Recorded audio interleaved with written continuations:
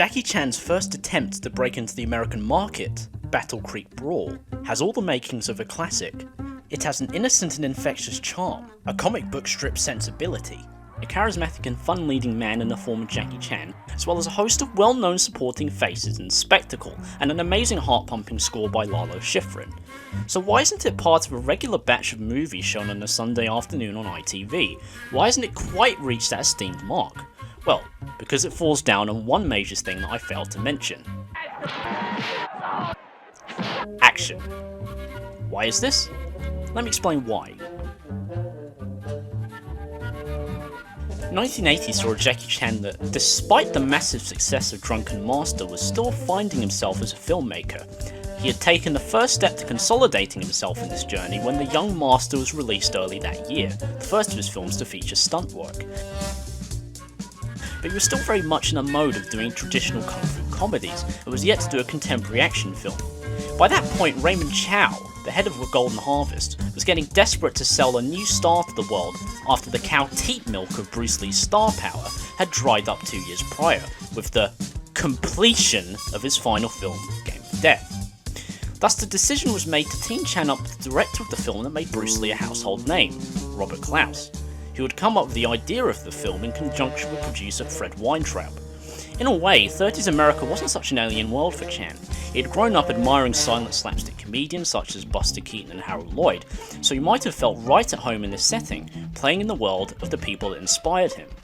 Chan is dressed up in an outfit that clearly would have become iconic if this film had caught on better. His whole sleeveless number looks badass, and the poses he strikes in them completely sell you on the idea of him being a kung fu master. But it wasn't slapstick and dancing at the heart of this matter, it was fighting, and by 1979, Chan had always had his hair long, been throwing shapes instead of fists, and battling despots in ancient China.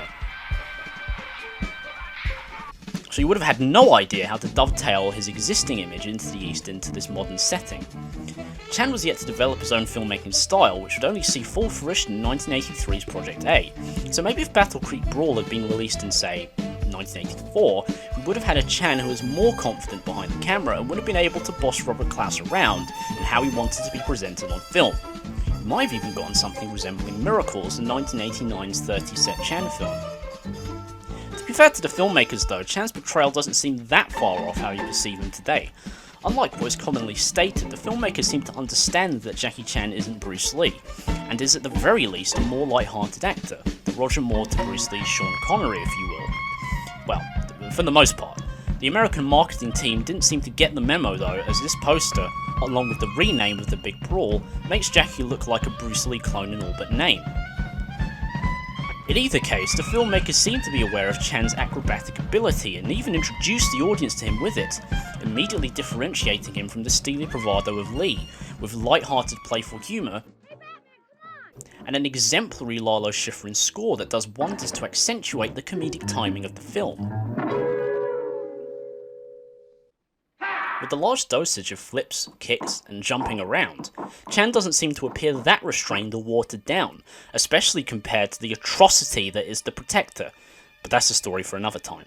Even in serious fight sequences, main choreographer Pat Johnson throws in some kooky and showy acrobatic movements to differentiate Chan from Lee's no-nonsense approach. Chan is shown as more flashy, but the integration of the flashiness seems primitive, bogged down by a large emphasis on having Chan perform realistic martial arts movements. There's no way they are going to choreograph a 10-minute long kung fu exchange like Chan would be used to in his Chinese films, and all else they knew was Bruce Lee.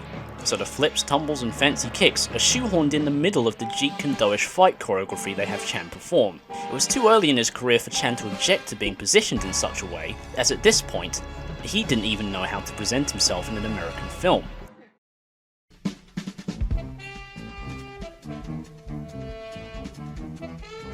The humour in the film is deeply rooted in American traditions rather than Chinese ones, which isn't necessarily a bad thing, especially to Philistines like myself. But the effect it has to the film is that the slapstick feels different to Chan's Hong Kong films, having the rhythm of a Keystone Cop sequence or a Three Stooges sequence.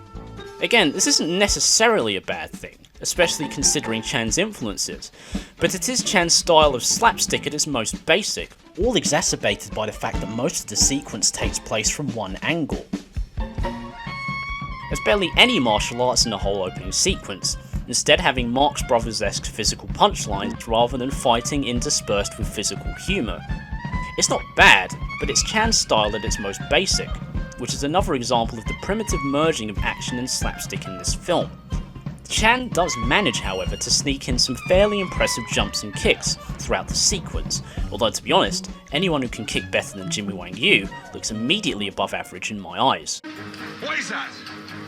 What is that? What is that? That says at best. What is it? Also, for most of the film, Chan isn't really the underdog. That's one of the key tenets of his screen persona, a man who wins out of sheer will, rather than sheer skill. Again, Battle Creek Brawl isn't entirely absent of this. There are sequences where Chan is effectively put on the back foot to great comedic effect, such as the fight with the black version of the Steelhead guy from Drunken Master, and Jackie trying to escape the clutches of his opponent with the camera slowly panning across to discover Jackie, cowering from inside the crowd, is a great silent comedic touch. Although I've just praised the scene, it would have been nice for the penultimate fight scene to feature a real threat to Jackie in terms of fighting prowess. I'm not saying we have to wheel out Huang Jiang Li for this. I think even something like a champion heavyweight boxer as Chan's opponent would be enough opposition to be a challenge for Chan, allowing him to fully let loose in a way he hadn't before in the film, dodging rapid fire punches by jumping and flipping his way out of trouble. Around the rather perfunctory choreography, the rest needed for such a dramatic showdown is all there. The mise-en-scene is dramatic with the torches against the pitch black night, the crowd huddled in tight as if they were fawning at the face-off they'd been waiting for, and Lalo Schifrin's score is incredibly dramatic and impactful whilst maintaining 1930s flair. Chan just needed an opponent of note. Maybe they could have wheeled out someone like Jim Brown or Rodney Tarkenton. Bell vs Chan. It would have been a fun battle. It would have offset the parade of wheezing, overweight wrestlers Chan had to keep at bay the past half hour of the film. Again, I think the idea of Chan, the young martial artist against these beast-like hick wrestlers, is an interesting concept, but that gets tiresome and boring when the audience realises that's all he's going to face for the next half an hour. It also kind of makes the fun training sequences with Mako kind of redundant when Jackie's opponents can barely move their arms without collapsing to the ground in exhaustion. Jackie only needed one opponent that matched his martial arts prowess to raise the quality from good fun to Chan classic.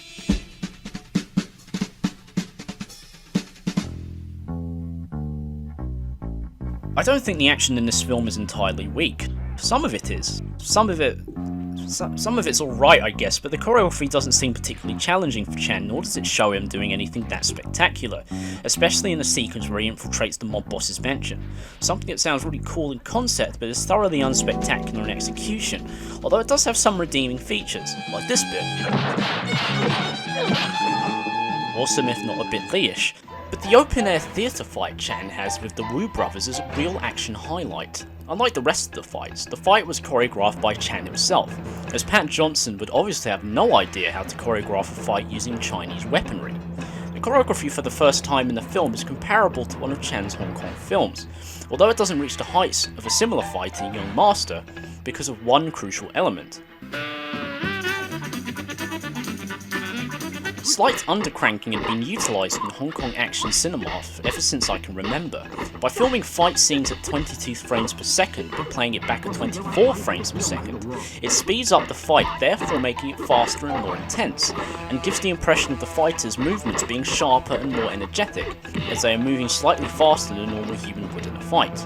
It also makes the fight look more spontaneous. This would obviously make dunderheads like me want to emulate this more, as it looks even more amazing than it would be if they were moving at a normal speed. And it is at a normal speed at which they are moving in the Battle Creek Brawl sequence, making it look visually less impressive, although it contains impressive choreography by Chan.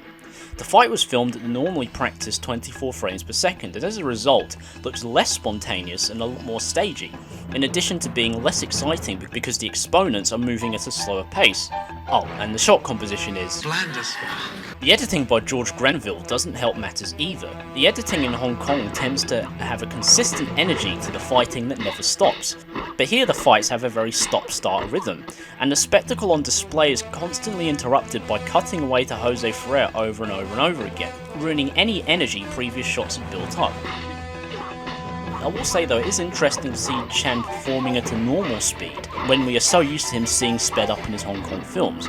So on the level of being an interesting curio and a peek behind the curtain as to how he performs on camera, I guess it does work. This also affects one of the highlights of the film, Jackie training with Mako. They feel pulled straight out of a Hong Kong Jackie Chan film in terms of their style and choreography, interweaving martial arts with slapstick. But due to being filmed in the same way as the Wu brothers fight, it feels more staged due to the filming style. The last fight of the film, Chan returning to face off against Hardbald Haggerty after the theatre fight, is also an interesting curio, as this happens.